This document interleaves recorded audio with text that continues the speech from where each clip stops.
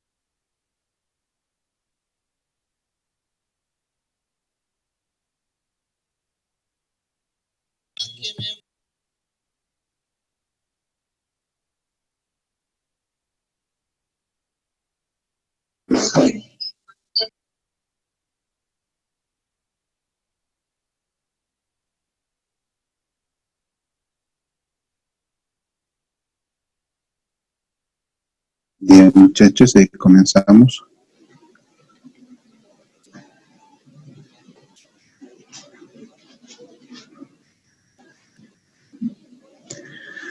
En la anterior clase quedamos en aguas en el suelo, ¿no? Aguas subterráneas, hemos visto ya cómo el agua subterránea circula por debajo del terreno, ¿no? Entonces hemos visto claramente en los estratos se puede ingresar el agua de acuerdo a su porosidad, a su cohesión, va a ingresar y va a desestabilizar, ¿no? Generalmente el agua es la que nos conflictúa mucho en cuanto a el análisis, ¿no? Entonces, seguiremos, muchachos. ¿Me escuchan bien? Disculpen. Ingeniero, se le escucha. Sí, Inge, se le escucha. Se escucha, Inge, se escucha. Entonces, el siguiente concepto que vamos a ver es acuífero, ¿no?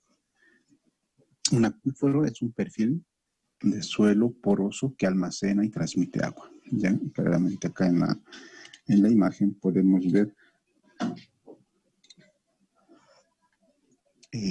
un acuífero, ¿no? Me dice que es un perfil de suelo que en sus poros va a transmitir o va a almacenar agua, ¿no? Entonces acá tenemos un acuífero. Todo esto de celeste es un acuífero, ¿no? Almacena en los poros y se va a transmitir de acuerdo a su pendiente, ¿no? Ustedes ya sabrán y lo vamos a recordar un poco con el tema de ecuación de Bernoulli, qué pasa con eh, el cambio de pendientes, ¿no? ¿A qué se debe el movimiento del agua más que todo, ¿no?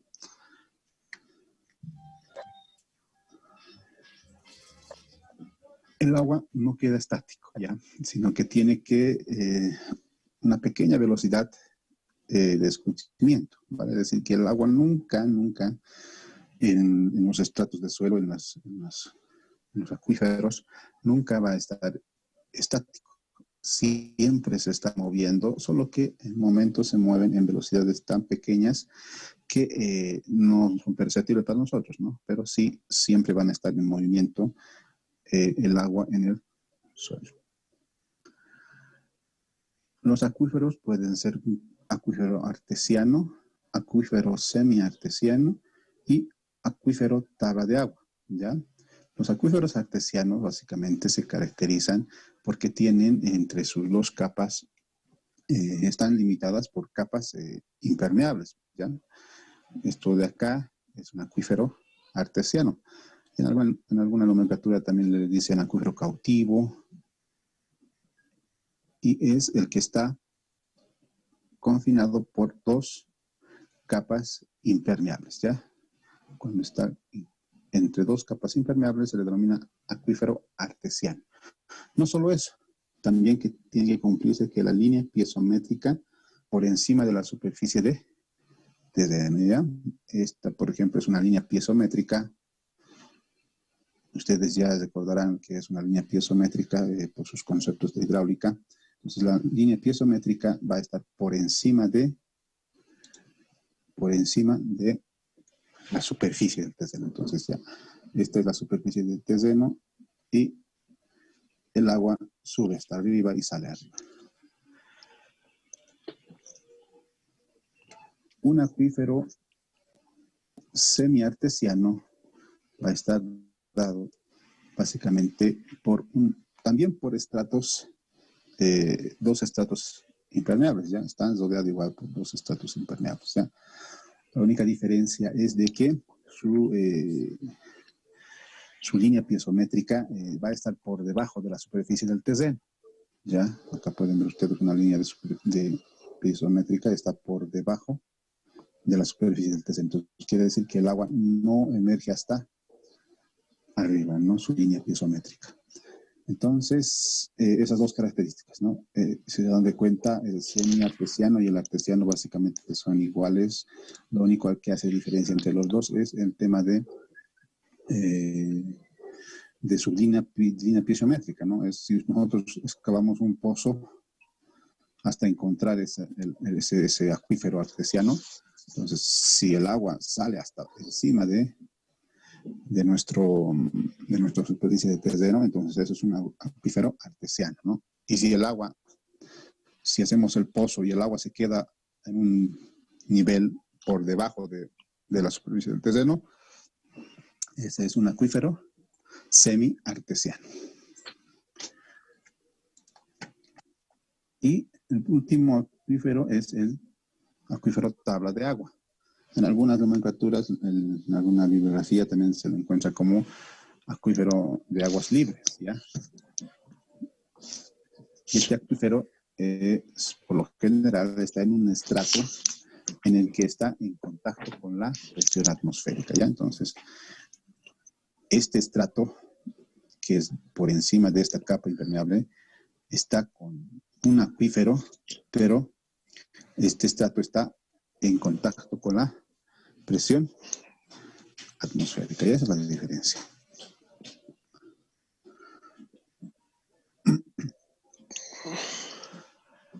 Los artesianos y los semiartesianos me dicen que son sistemas a presión hidráulica. Vale decir que esos, y es a simple vista perceptible, ¿verdad? Trabajan como si fuesen tuberías a presión.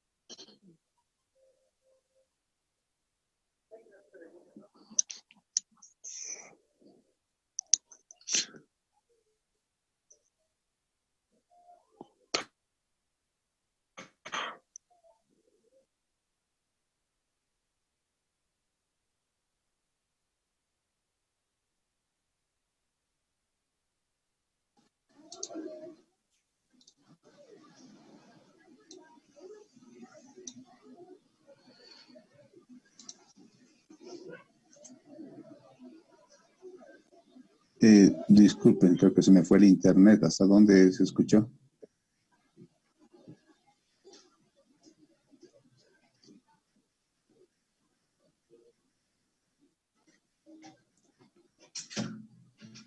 ¿Me escuchan? Mi internet está No, fallando. pero artesiano. ¿Ya? Entonces regresaremos Sí, a Inge, la cuestión. escuchamos la tabla de acuífero. ¿No es cierto, Inge? Ya, entonces, tabla de agua, acuífero tabla de agua. Es el que está en contacto con el estrato, está en contacto con la presión atmosférica. Ya esa es la diferencia a los otros estratos. Los otros acuíferos son confinados por estratos de suelo impermeable, pero el estrato acuífero de agua en su parte inferior tiene un estrato impermeable, pero en la parte superior está en contacto con la superficie atmosférica, ya en cuanto al estrato. El nivel de agua puede ser más bajo o puede llegar también hasta la superficie, ¿no? Como les decía, los acuíferos artesianos y semiartesianos se asemejan al sistemas a presión hidráulica, ya el caso de tuberías a presión. Se decía en hidráulica, seguramente han visto los conceptos para tuberías a presión, cómo se diseñan, ¿no? Entonces, básicamente esos acuíferos trabajan como si estuviesen en una tubería, ¿no? Y los acuíferos de tabla de agua en un sistema a presión atmosférica, vale decir, comparando algo con hidráulica, el análisis de canal abierto, ¿no? El diseño de canal abierto, de cómo se mueve el agua en canales, tiene que ver más o menos una relación a un acuífero, tabla de agua, ¿no? Algo que tenemos que ver también y conocer, y esto tiene que entrarles definitivamente bien, digamos, es el nivel freático, ¿ya? ¿Qué es el nivel freático? Es un lugar geométrico de los puntos donde la presión del agua es atmosférica. Entonces, para ayudarnos mejor, vamos a colocar este diagrama. Entonces, me dice que es un lugar geométrico. No siempre es una recta, puede ser una curva también, pero es un lugar geométrico en que los puntos de agua están a presión atmosférica.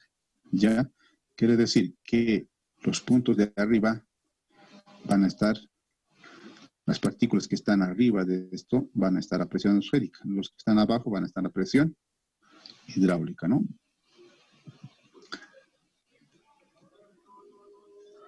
Va a dividir físicamente la zona no saturada de la zona saturada. Ya habíamos visto este concepto, digamos, en las propiedades, índice de los suelos, ¿verdad?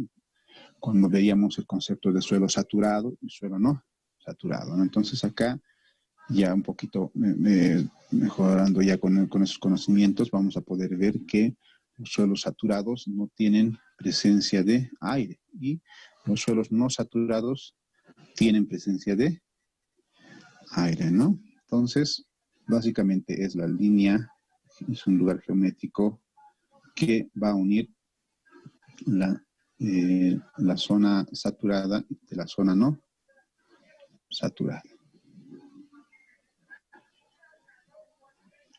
Es la representación de la presión hidráulica de los acuíferos, tabla de agua, que coinciden con la línea piezométrica. Ya acá podemos ver en estas dos imágenes de mejor manera, ¿no? Como les decía, el nivel freático no siempre es debajo y tampoco siempre es una recta, puede ser una curva. Acá podemos ver el nivel freático que en un sector está por debajo y puede llegar a subir por encima del nivel de terreno, ¿no? Y al subir por encima del nivel del terreno, esto se va a formar lo que nosotros conocemos como lago, ¿no? Conocemos como un lago es porque el nivel freático ha subido, ¿no? Y también puede bajar, ¿no? Por debajo del nivel del terreno. Entonces, generalmente estas dos condiciones A, B, se van a dar dependiendo del tiempo en el que nos encontramos. En tiempo de lluvia, en las estaciones de verano-primavera va a estar generalmente los niveles freáticos bastante cerca a la superficie, ¿no? Y los... Por favor, ese micrófono. Qué linda te ves trapeando, Elisita. Pero te parece... Señor Bolaños, por favor. Qué linda te ves trapeando.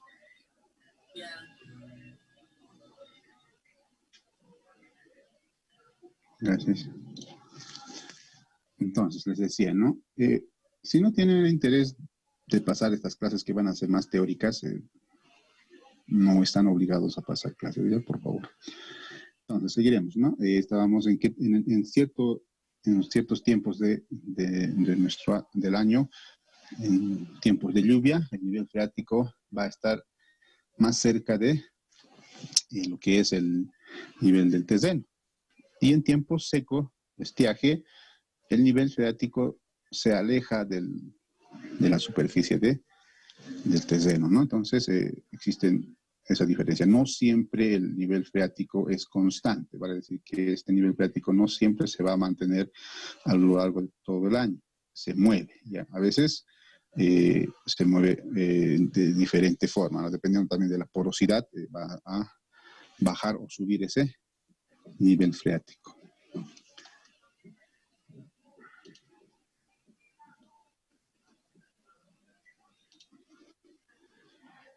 Zonas hidrológicas del suelo. Entonces ya con esta idea de nivel freático vamos a ir a ver el tema de las zonas hidrológicas del suelo. Antes de que pasemos a esto, les voy a mostrar, quiero que vean algo.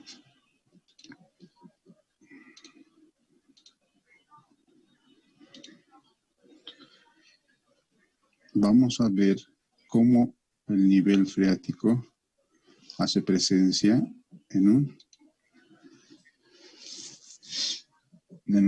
perfil, ¿no? Ustedes verán ahí están dos perfiles de suelo. Si fijan acá, este suelo de acá es más, digámosle, cohesivo, me parece una arcilla. En cambio acá abajo tenemos un suelo arenoso, ¿no? Entonces, como el suelo arenoso es más,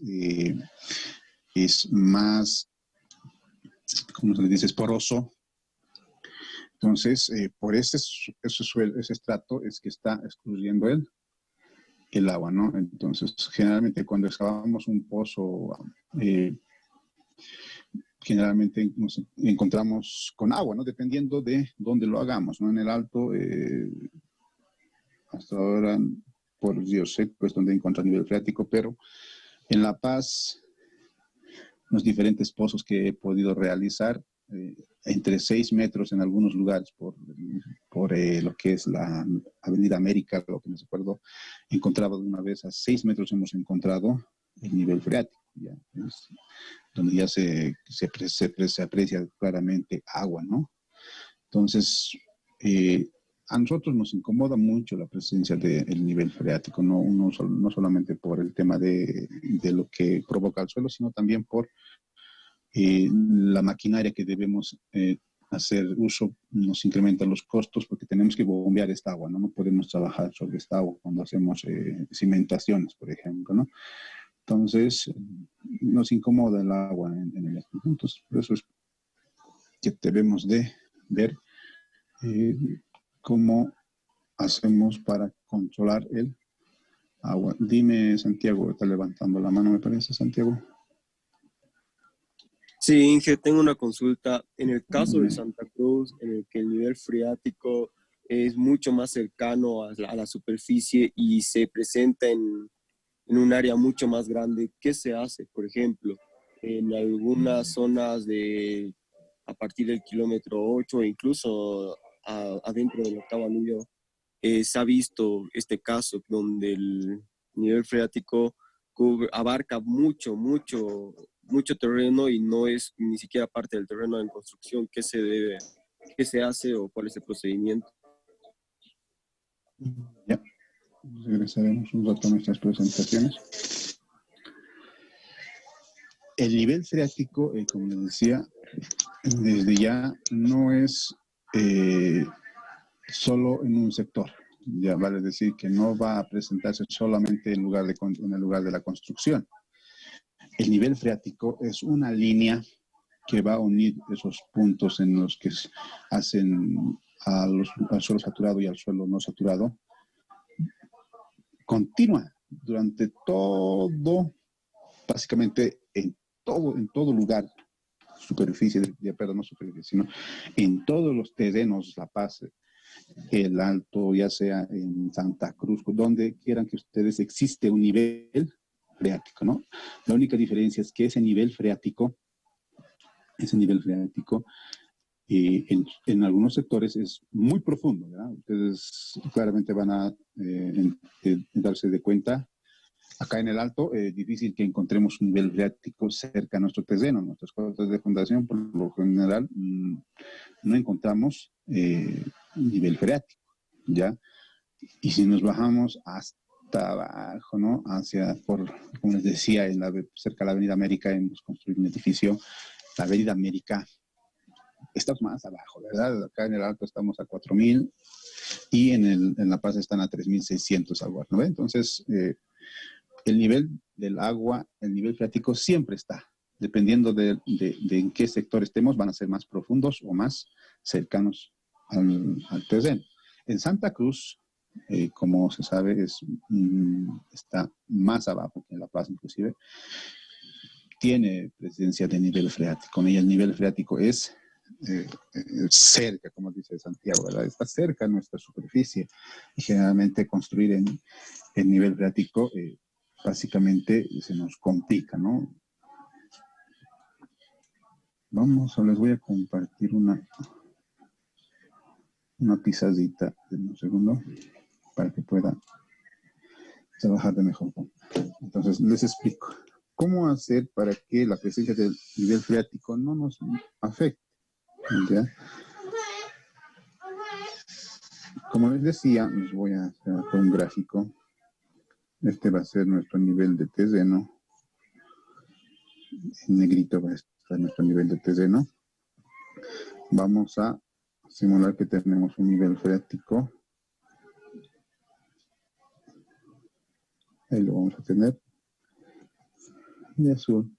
Entonces, ¿cómo hacer que este nivel freático nos deje trabajar? Hay diferentes formas, ¿ya?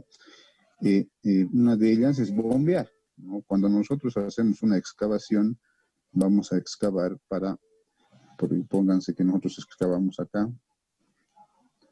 Queremos excavar para hacer nuestra fundación, ya sea una excavación grande para hacer una losa de fundación o unas zapatas pequeñas. Queremos hacer un corte ahí y tenemos ahí el nivel freático, ¿no? Al hacer esta excavación, ya nosotros, con nuestros conceptos de hidráulica, vamos a hacer que el nivel freático cambie. ¿Ya? La línea del nivel freático va a cambiar de la siguiente forma. Lo voy a trazar en rojo, la línea que se va a generar. ¿Ya? Se va a generar que, si bien está viniendo también por el mismo lugar, va a empezar a bajar la presencia del nivel freático. ¿Ya? Entonces, se ocurre esto, ¿no? La línea de rojo me va a mostrar lo que va a pasar una vez que yo haga mi excavación. Quiere decir que mi línea freática va a bajar. ¿Ya? Entonces, seguramente cuando nosotros excavemos, cuando el agua se llene, vamos a ver lo que está en rojo, no vamos a ver lo que está en azul, ¿no? Entonces, esa peculiaridad se tiene, ¿no? Que baja la presión, por consecuencia también de la presión atmosférica, porque ya hemos abierto esto a la atmósfera. Entonces ese nivel baja, ¿ya? Baja esa curva. Una de las formas es bombear. No queda más que bombear para la construcción, ¿no? Porque para cuando hagamos fundaciones, o sea, nosotros vamos a fundar esto, una fundación acá, vamos a tapar todo y vamos a construir. El agua va a entrar y salir por nuestra fundación, ¿no? Entonces no podemos hacer mucho en cuanto a la protección, más que tal vez colocarle hormigones impermeables, ¿no? Pero para la construcción se hace el bombeo, ¿ya? Tenemos que bombear esta agua para que no nos moleste, ¿no? Y en función al caudal que tiene este acuífero, en función al caudal vamos a tener que bombear, ¿no? Es la única forma para construir. A la hora de ya trabajar, cómo va a trabajar la fundación, ustedes ya en la materia de fundaciones, vamos a ver en qué manera afecta la capacidad portante del agua en el suelo. Ya, la presencia del nivel freático va a bajar esa capacidad portante. Entonces, el diseño cuando tenemos nivel freático y cuando no tenemos nivel freático es completamente diferente en cuanto a las fundaciones, ¿no? Entonces ya eso lo vamos a llevar cuando ya tengamos, cuando estén ustedes ya en fundaciones, ¿no? Si logran pasar a fundaciones, entonces cuando vean fundaciones ahí vamos a ver cómo afecta el nivel freático, ¿no? Va a tener que trabajar esa fundación con nivel freático, ¿no? No hay otra, ¿no? No podemos hacer de que el nivel freático baje, no podemos controlar el nivel freático, no se puede controlar, depende de la lluvia, depende de, ustedes ya han debido ver el tema del ciclo del agua, ya han investigado, entonces ese ciclo de agua va a estar siempre presente, ¿no? Entonces sí, en Santa Cruz, donde más llueve y tenemos los niveles, perdón, los estratos son más porosos, ¿no? Generalmente son arenosos esos sectores, entonces el nivel freático siempre está cerca, ¿no? Entonces, sinceramente nunca nunca he construido en Santa Cruz, pero eso, ¿no? El análisis de fundaciones va a cambiar, no es el mismo análisis. Y para lo de construcción tenemos que bombear, no nos queda más que bombear, ¿no? En La Paz hemos bombeado para hacer una losa de fundación. Como les dije, teníamos a 6 metros de profundidad, teníamos nivel freático. Hemos bombeado con bombas a la hora de hacer la losa de fundación. Una vez que ya hemos generado las losas de fundación, solo nos pongo acá más o menos la solución que le hemos dado nosotros a esa losa de fundación. Hemos hecho un corte, pónganse que vamos a tener corte así, ¿verdad? Entonces, la losa de fundación va a estar acá abajo. Es una losa sobre la que se va a edificar todas las columnas de nuestra edificación, si se tienen sótanos, las losas, si tienen más de 2 sótanos, pueden haber más de 2 sótanos, todo ese tema, ¿no? Como el nivel freático va a estar presente, y eso también lo vamos a ver en fundaciones cuando llevemos muros de contención, y seguramente tal vez si están llevando en alguna otra materia les van a explicar esto. Cuando nosotros tenemos presencia de nivel freático, pónganse esta línea de azul, el nivel freático, tenemos que hacer de que esa agua no ingrese, ¿verdad? Entonces, como ustedes sabrán, el hormigón es poroso. Entonces, si dejamos el agua los muros de contención que se tienen en los costados van a tener que, si lo dejamos sin impermeabilizar o sin protección, el agua se va a entrar y va a llenar ese sótano. Entonces, ¿qué se hace? Se construyen tuberías drenantes para el tema de la protección, más que todo, ¿no? Se construyen tuberías drenantes acá abajo, cuando ya, como les digo, cuando llevemos muros de contención, ahí vamos a ver mejor este tema, ¿no? Se construyen, se colocan unos tubos con pequeños orificios en la parte superior, se llena con un material básicamente que contenga, que sean porosos, como unas gravas, este sector, para que todo este sector que está de acá de amarillo, el agua entre, se venga por acá y los recolectemos por estas tuberías que están acá de verde, ¿ya? Estas tuberías que son transversales recogen el agua y tenemos que evacuar, ¿no? Entonces ya con nuestro sistema de drenaje del edificio vamos a hacer que estas aguas se evacúen hacia otro lado, ¿no? No ingresen a nuestro edificio, ¿no? Normalmente en edificaciones hay que tener mucho cuidado con esto, porque a la hora de hacer muros de contención que van a contener taludes, entonces se construyen barbacanas, ¿no? Ustedes se han debido dar de cuenta ya cuando caminan al lado de un talud, pónganse la autopista, el más conocido. Cuando ustedes ven la autopista, déjenme hacer un gráfico, tenemos un talud, ¿verdad? Entonces, para hacer ese talud, el corte transversal es transversal a la autopista.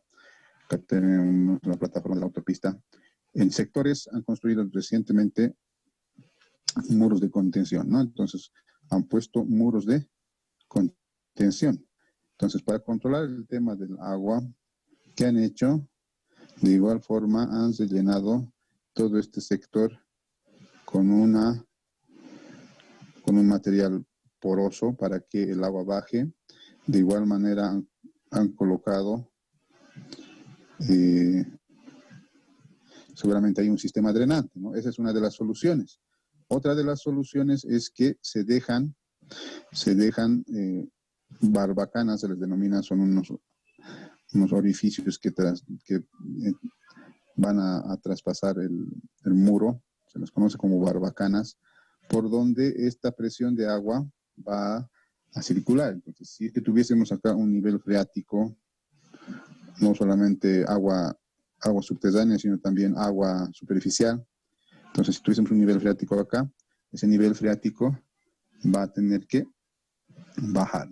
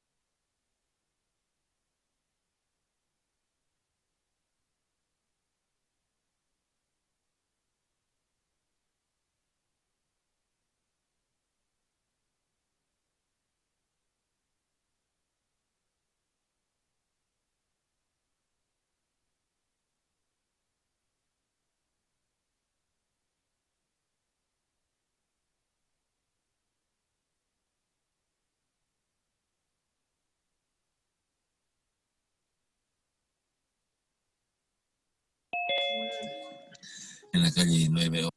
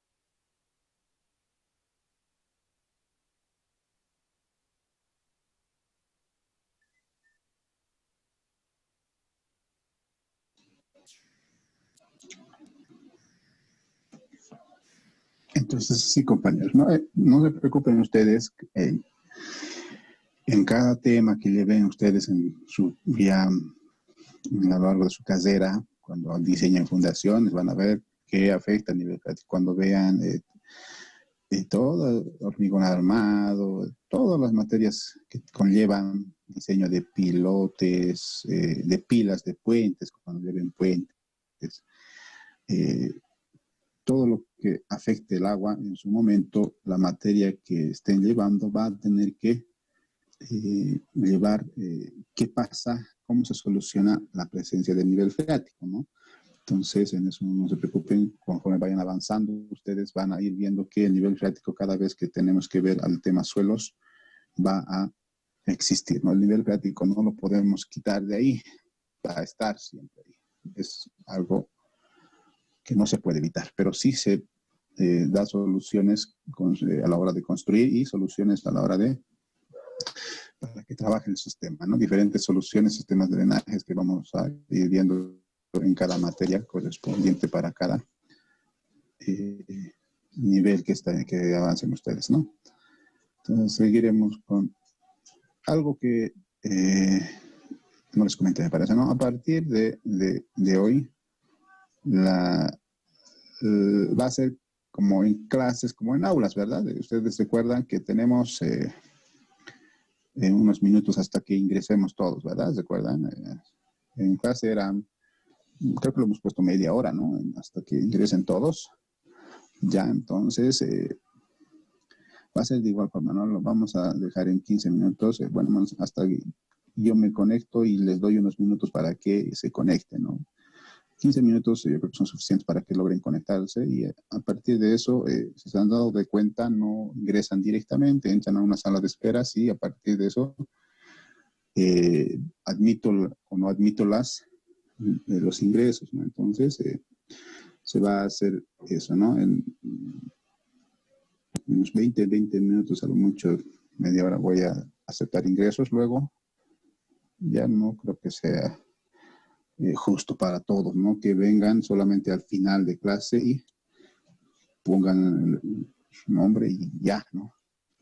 Entonces vamos a hacer eso, ¿no? Y cuando se nos corta los 40 minutos, los primeros 5 minutos para aceptar a todos en la segunda sesión, como ha pasado ahorita, y a partir de eso completamos los que estaban en la primera clase y pum, cesamos también la sesión. Ya en este momento les voy a pedir por favor que todos digiten. He cambiado de máquina, esta no es tan buena, pero por lo menos es mejor que mi computadora de escritorio. Entonces, ya no tengo las ventajas que tenía con la otra computadora, ¿no? Entonces, en esta, por favor, a partir de este momento, todos digítenme su código en el chat público, ¿no? No en el chat privado.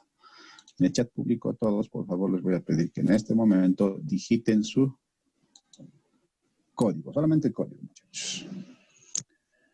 Ya yo lo voy a recuperar de ahí.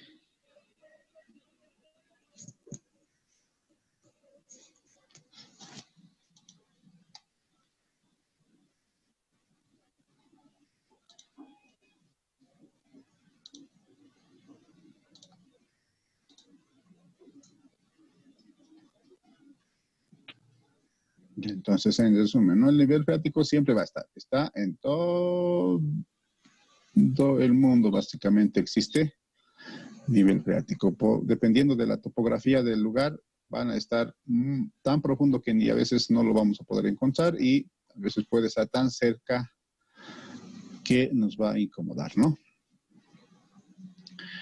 Entonces, si ustedes ven esta imagen, va a querer decir que cuando tengamos nosotros un lago, el nivel freático, ya cuando estemos en superficie, está bastante cerca de la superficie, ¿no? Entonces, cuando hay presencia de lagos, me quiere decir que el nivel freático más o menos empieza donde tiene contacto el agua con el terreno, esa altura va a seguir, ¿no? Por lo general, agarra la topografía, la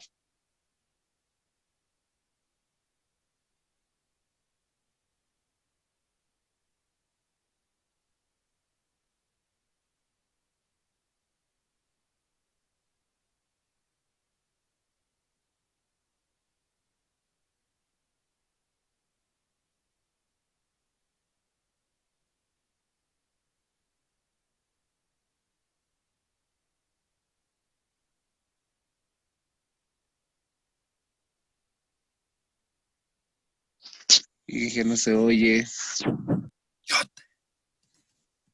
Se salió, murió su internet.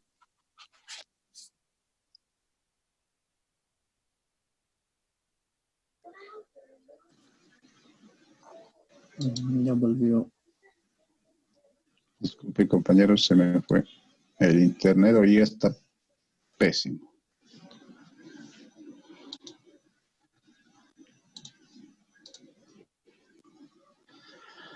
Ya.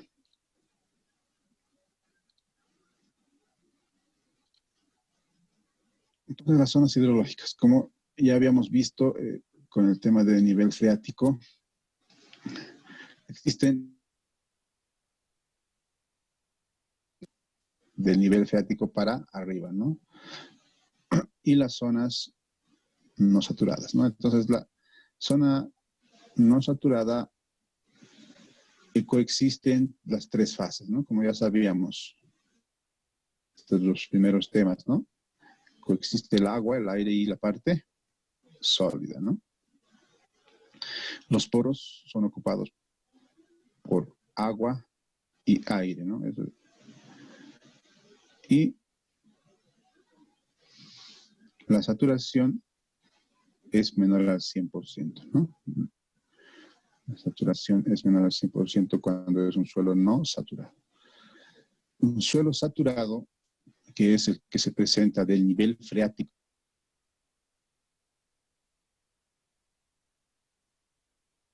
pues fue un poquito mal porque no sabían que el suelo es saturado por abajo del nivel freático. Entonces, que les quede bien a ustedes. Un suelo es saturado cuando está por debajo del nivel freático, ¿ya? Entonces, coexisten solamente dos fases, que es el agua y la parte sólida. Ya no existe aire en esta parte. Los poros son ocupados por agua. Todos los poros están llenos de agua. La saturación es igual al 100%, ¿ya? La saturación es igual al 100%.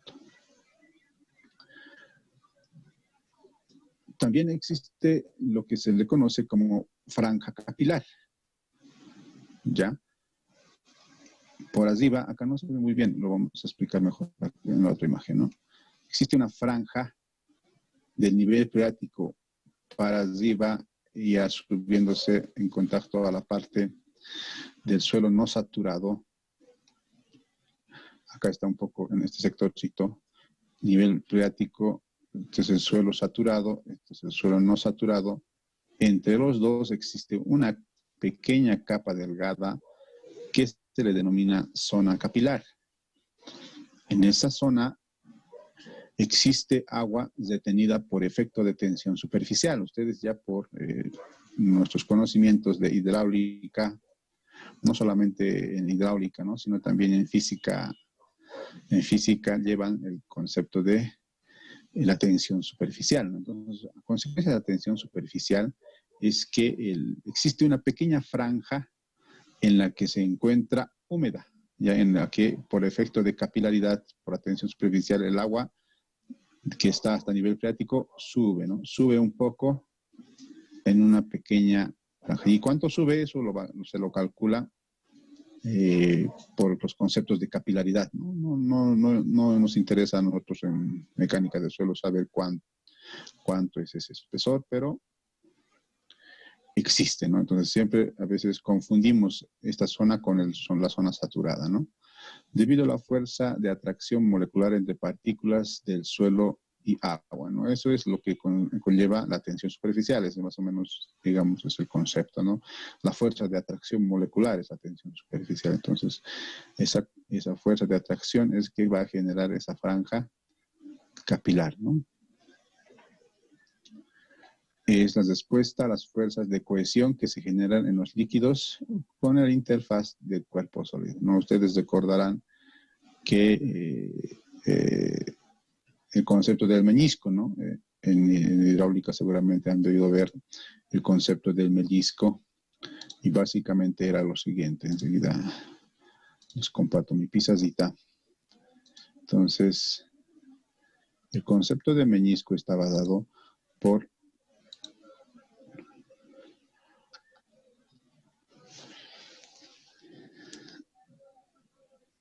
Cuando tenemos nosotros un suelo, perdón, la presencia de un cuerpo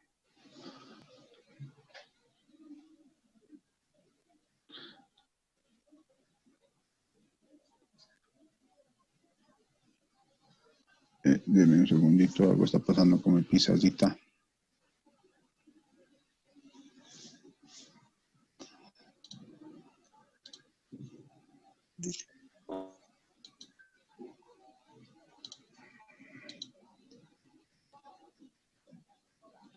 Ya haremos ahí. Ven mi pizarrita, ¿no? Ven mi pizarrita, ¿no? Ya, entonces, cuando tenemos un cuerpo sólido, lo que pasa generalmente en las tuberías, ¿no? En un tubo va a pasar de que se forma el menisco, ¿verdad? Entonces, el nivel de agua nunca sube con una recta, que todos pensarían de que en esto, si yo le pongo yo le pongo agua, el agua va a generar una recta en su límite entre la parte que está en contacto con la atmósfera, ¿no? Entonces, a consecuencia de esta propiedad que la tensión superficial es que se forman estos meniscos, ¿no? En la parte que es próxima a la pared, en contacto, la parte sólida con la parte líquida, se eleva en las paredes, ¿sí? Se eleva a consecuencia de la tensión superficial, ¿no? Esa fuerza molecular entre la parte que es sólida y la parte líquida, ¿no? Entonces, esto le va a hacer recordar algo de lo que era capilar, ¿no? Entonces, por consecuencia de esa fuerza de atracción es que cuando existe un sólido y un líquido, esto no es una recta el límite entre en la parte que está al aire y el líquido, ¿verdad? Entonces, se forma un menisco, lo conocemos como menisco, ¿no? O sea, esto, ¿no? Lo han debido ver seguramente en hidráulica, y si tienen laboratorio de hidráulica, lo han debido ver en laboratorio de hidráulica, ¿no?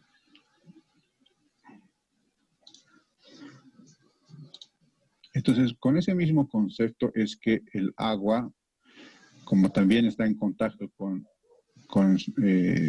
partículas sólidas que son nuestro suelo, entonces es que se sube, ¿ya? Se trepa entre el agua, básicamente, se trepa entre el agua hasta cierta altura, ¿no? Y esa zona es una zona capilar, se le denomina.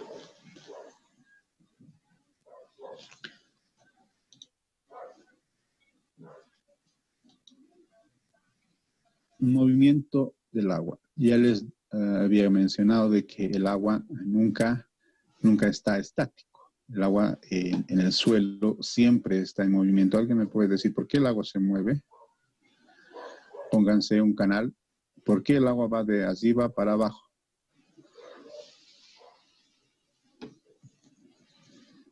¿Alguien me puede responder? ¿Será por la gravedad, Inge? ¿Por la presión de la luna? También, no lo sé. Muy bien, la gravedad tiene que ver, ¿no? Entonces, la gravedad hace de que, como nuestro concepto de peso, ¿no ve? El peso es masa por gravedad. A la presencia de la gravedad siempre busca el lugar más bajo, ¿no? Entonces, va a ir hacia abajo el agua, ¿no? Entonces, a consecuencia de esto, el agua siempre está en movimiento, ¿ya? Siempre está en movimiento. ¿Qué quiere decir? Que acá abajo de nosotros, justo en este momento, existe agua en alguna profundidad que está en movimiento y se está dirigiendo. ¿A dónde creen ustedes? ¿Hacia dónde se dirigiría esa agua?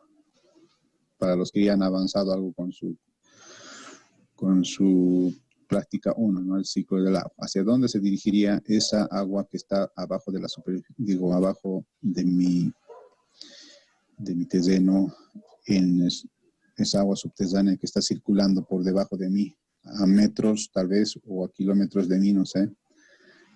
¿A dónde estaría dirigiéndose esa agua? ¿Los respiradores?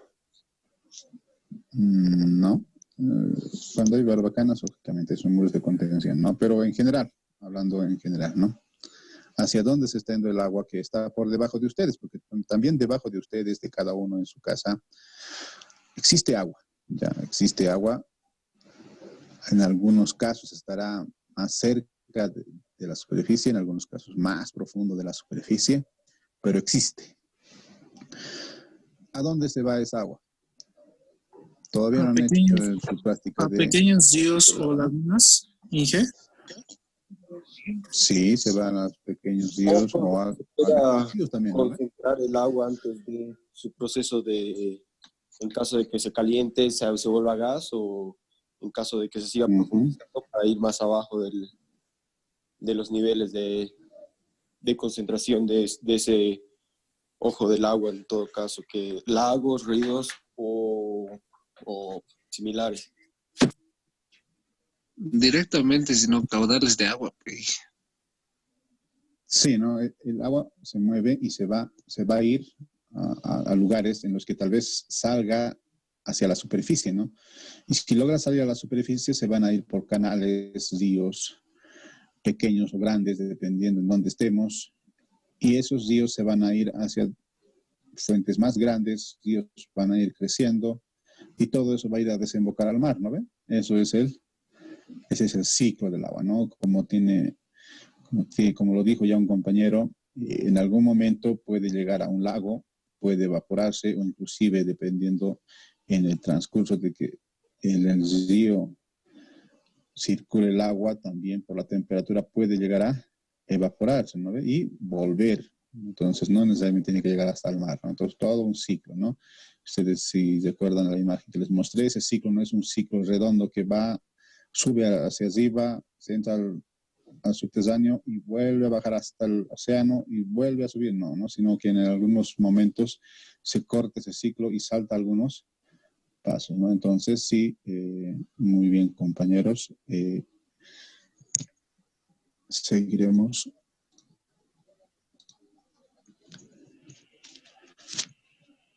Se los puse acá para que los recuerden nuevamente, ¿no? El agua en el suelo está en permanente movimiento. Lógicamente que no lo va a hacer como lo haría en superficie, en un río, ¿no? Tenemos partículas de suelo, estoy exagerando con los tamaños. El agua circula por los poros, ¿no? Busca los caminos, busca la parte más baja por consecuencia de la gravedad, busca la parte más baja y va caminando, ¿no? Va buscándose, circula el agua. Entonces, alguien una vez hemos tenido una discusión de que alguien me decía que el nivel freático es digamos, ustedes cuando hagan un pozo van a encontrar nivel freático, van a tener agua, se les va a llenar el pozo de agua. Y algunos decían, ¿no? Esa agua está ahí y se queda estática. No, yo tenía la idea, ¿no? Con esta teoría de que el agua no está estático, que si bien tenemos agua ahí y se puede ver en un pozo, esa agua está entrando por un lado y se está saliendo por el otro lado, ¿no? Por el caso contrario, si no, esa agua entraría a nuestro pozo y se subiría hasta arriba, ¿no? Pero no, el agua se queda estático porque el agua entra y también sale, está en movimiento. No se nota, son movimientos tan pequeños que no se pueden notar, ¿no? La velocidad depende de las condiciones hidráulicas del sistema, ¿ya? Ustedes con su concepto de hidráulica, los que de hidráulica y los que no, recuerden, en física también hemos llevado algo de esto. Depende de las condiciones hidráulicas del sistema. ¿A qué me refiero?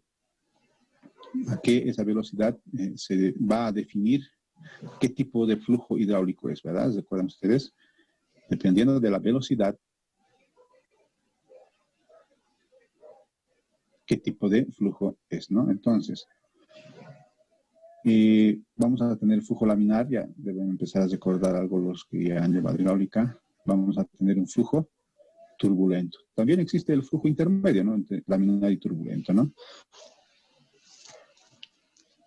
¿Qué es flujo laminar? Recuerdan ustedes, en un flujo laminar las líneas de flujo permanecen sin juntarse entre sí, ya a lo largo de toda su longitud, ¿no? Acá tenemos el ejemplo en una tubería, ¿no? Las líneas de flujo son paralelas y no se juntan entre sí a lo largo de su longitud. Eso es un flujo laminar, ¿no? Que era un flujo turbulento, ocurre cuando las líneas de flujo no son paralelas entre sí. Es decir, que se cruzan en cualquier momento, ¿no? Pueden cruzarse o no cruzarse, pero no son líneas paralelas, ¿no? Básicamente es un caos, ¿no?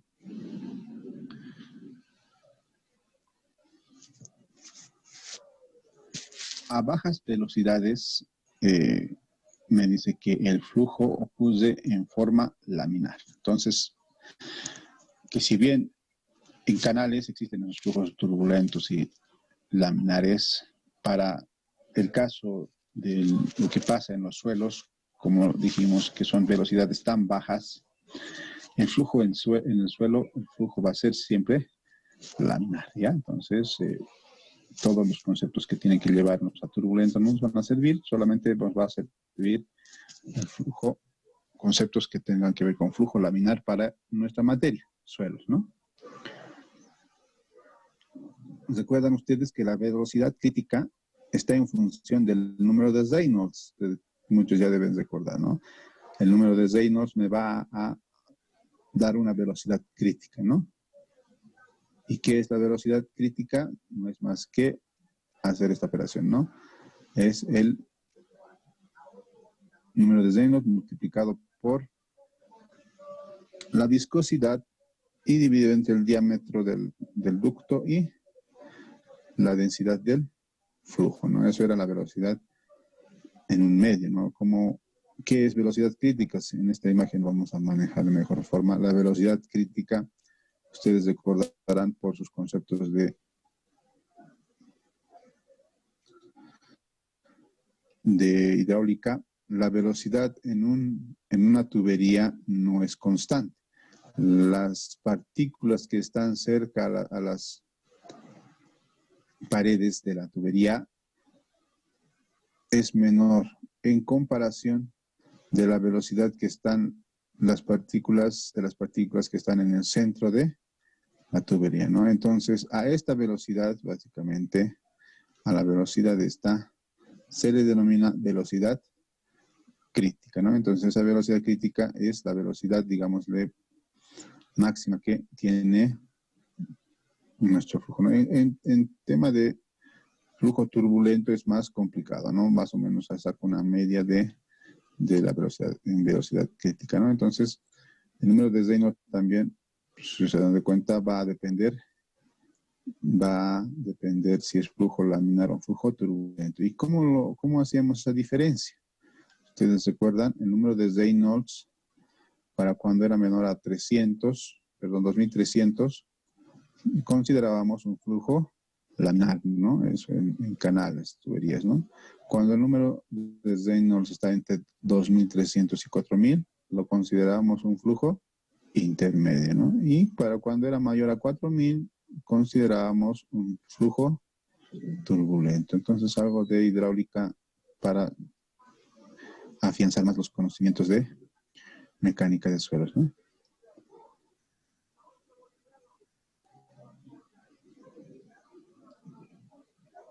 Entonces, entraremos ahora al concepto de gradiente hidráulico.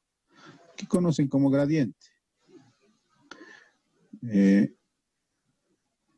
Bernoulli da la carga total que actúa en un punto bajo de movimiento, ¿no? Recuerdan ustedes, el compañero Bernoulli hizo su ecuación, la muy famosa, conocida ecuación de Bernoulli, ¿no? Que tiene que ver con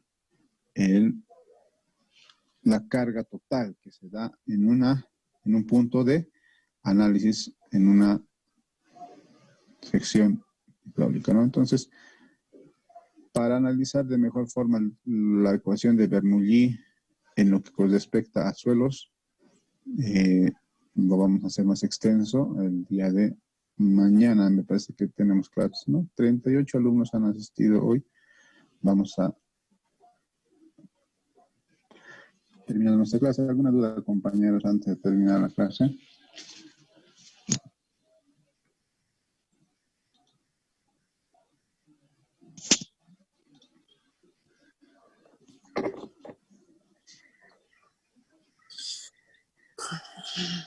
Todo claro, Inge. Todo claro, Inge. En cuanto a la asistencia, ¿no? La voy a tomar en cualquier momento, ¿no? Yo les digo, súbanlo, sus códigos, en ese momento estoy tomando asistencia, ¿no? Ya, entonces, como no hay más dudas, compañeros, nos vemos el día de mañana. Hasta mañana, compañeros. Estoy bien, ingeniero. Igualmente, Inge. Igualmente, Inge. Inge. Gracias. Ya. Así. Gracias.